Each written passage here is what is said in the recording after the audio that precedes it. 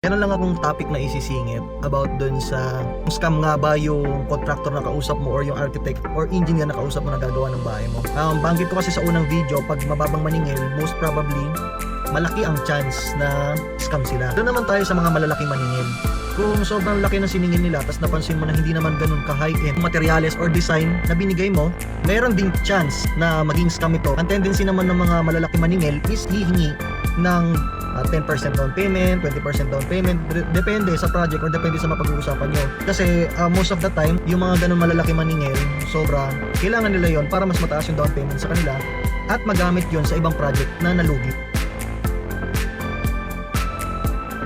So kung malaki yung cost na naibigay nila, malaki rin yung down payment na maibibigay sa kanila. So may chance na tumakbo sila after nila makuha yung down payment. Doon napapasok yung nagkakaroon na sila ng iba't ibang rason bakit hindi sila nakakapunta, bakit hindi natutuloy yung pagdating ng materyales, bakit wala pa rin natatayo. Do your own research, ganon, due diligence, kung katiwa-tiwala ba talaga yung mga nakakausap mo.